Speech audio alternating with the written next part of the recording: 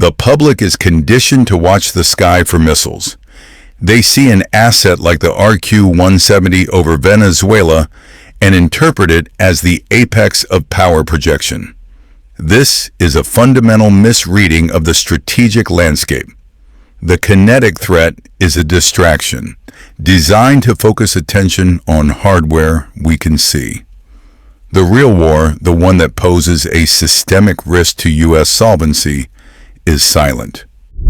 The genuine asymmetric vector is not an explosion. It is the engineered absence of data. A state facing total economic collapse, like Iran with its decimated rial, has no mathematical incentive to engage in a conventional, high-cost kinetic conflict. Their survival protocol demands they attack the nervous system of the global hegemon. According to Rusai analysis, the handful of undersea cables that constitute the backbone of the global financial system are a catastrophic single point of failure. These are not military-grade assets. They are civilian infrastructure. Cutting them requires no air force, no carrier group. It requires a submersible and a simple cutting tool. The result is not a crater. It is a global liquidity crisis. The second vector is orbital. CSIS reports detail the increasing accessibility of satellite blinding and jamming technologies. GPS is not merely a convenience for navigation. It is the timekeeper for the entire global banking network. Deny that signal, and you don't just get lost. You trigger a systemic cascade failure in every transaction, from Wall Street to Binance. This is the blueprint for creating the blind Leviathan, a superpower with unparalleled kinetic force, but its eyes have been removed and its nervous system severed. It possesses carrier groups it cannot deploy, stealth drones it cannot communicate with, and a financial market it cannot stabilize. It thrashes in the dark, a liability to itself and the very system it was built to dominate. This is not a hypothetical. It is the endgame of applying overwhelming pressure. A state does not go bankrupt on a balance sheet. It defaults on its mandate to project power. This is a solvency crisis. The primary liability of any regime is an unpopular, unwinnable war. The kinetic cost becomes a political cancer. Forbes' analysis of Russia's prolonged conflict provides the blueprint. It is framed not as a war for territory, but as a test of political solvency. When a conventional campaign becomes a domestic liability, consuming capital and public support, the leadership faces a catastrophic default on its own power. This is a universal mechanism. The documented deployment of an RQ-170 over Venezuela is a kinetic signal of overwhelming force. The simultaneous economic strangulation, mirrored in the collapse of currencies like the Iranian rial, is the financial equivalent. The target regime is being systematically rendered insolvent.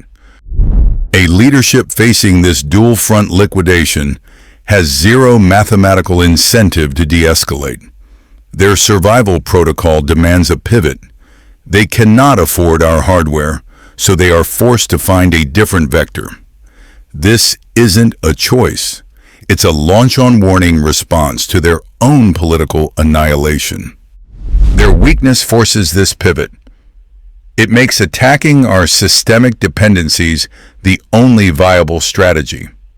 As confirmed by RUSI and cyberpress reports, threat actors are already using infostealers to turn legitimate businesses into malware hosts. This is not an act of aggression. It is their only path back to solvency. The central calculation is a systemic solvency crisis for conventional warfare. According to analysts at the Royal United Services Institute, or RUSI, The kinetic cost-exchange ratio has inverted. A state deploys a $5 million main battle tank, a pillar of 20th century projection. The adversary neutralizes this asset with a $500 FPV drone. This is not a one-to-one trade. It's a 10,000-to-1 leverage play. The math dictates that a state cannot sustain kinetic operations when its adversary can achieve mission kills at 0.01% of the asset cost. This isn't warfare, it is forced liquidation. This economic inversion is the engine behind what military strategists call the democratization of violence. The monopoly on projecting mass lethality, once held exclusively by nation-states with trillion-dollar budgets, has been broken. The barrier to entry is no longer industrial capacity. It is a credit card and an internet connection. This decentralizes the threat vector. An adversary no longer needs shipyards and munitions factories. They need a network of non-state actors, each capable of deploying hundreds of these low-cost, high-impact assets. The battlefield is no longer a physical location. It is any point of fragility in our system. This is the mathematical certainty that forces the pivot to asymmetric warfare. An adversary facing economic strangulation and unwinnable kinetic exchanges has no protocol for de-escalation. Their survival algorithm demands they abandon our field of battle and create a new one. They cannot match our carriers, so they will not try.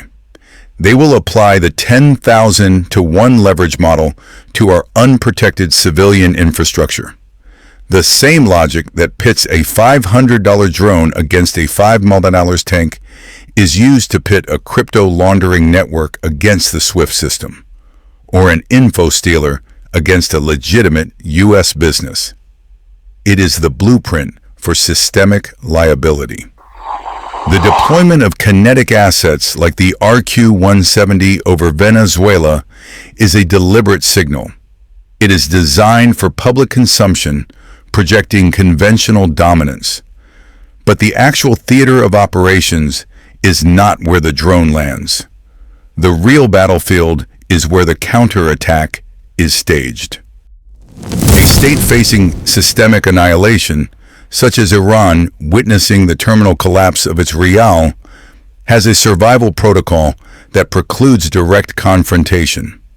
A conventional or cyber attack launched from Tehran invites a response of overwhelming force. This is a zero-sum calculation they will not make. The operational requirement is a gray zone, a proxy laboratory that provides plausible deniability. Regions experiencing high internal friction, cited in security warnings from South Africa to the logistical fractures seen in Canada, are not the cause of this conflict. They are symptoms, weaponized as staging areas. Within these zones, adversaries establish the infrastructure for asymmetric warfare. RUSI analysis confirms this blueprint. They don't build missile silos. They rent server space. They don't dispatch armies. They leverage crypto networks for untraceable financial warfare, a vector visible on platforms like Binance. The payload is then deployed, not from the adversary's territory, but from the gray zone. As CSCS reports, threat actors use info stealers to turn legitimate U.S. and allied businesses into malware hosts.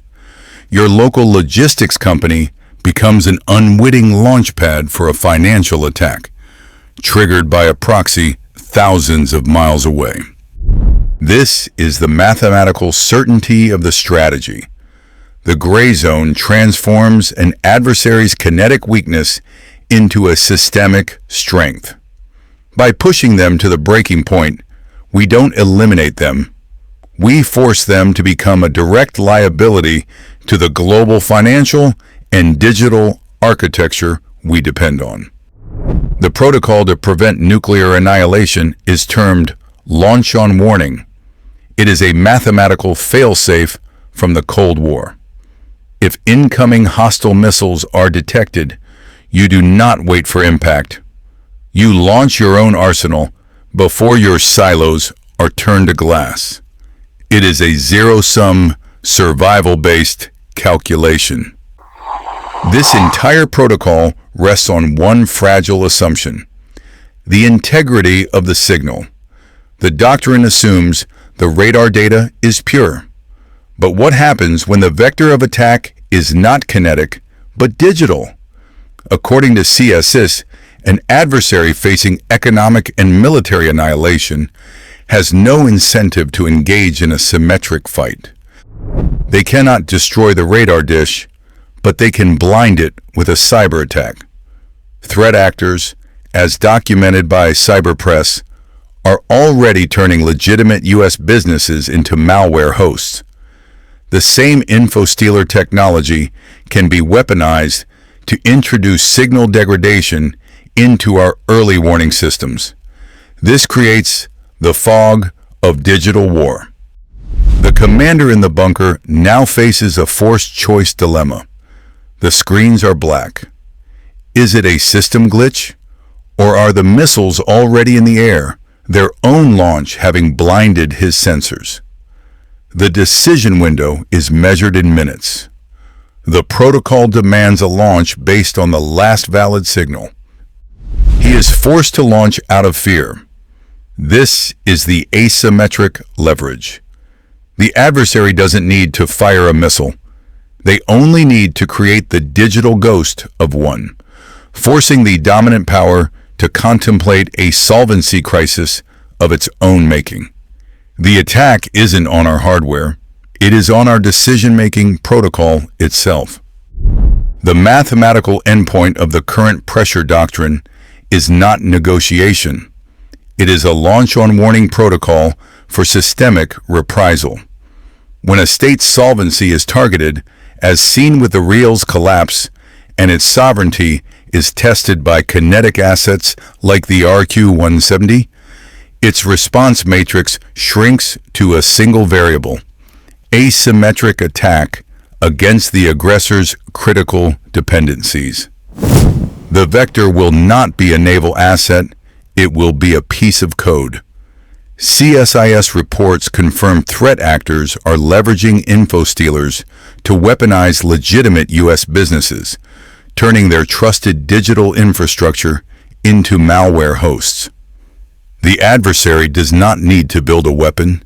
They only need to purchase access to one already inside the wire, laundered through crypto networks to ensure zero attribution. The objective is not annihilation. It is a calibration shot, a precise, non-lethal strike on a fragile economic node to demonstrate capability and communicate the kinetic cost of our policy.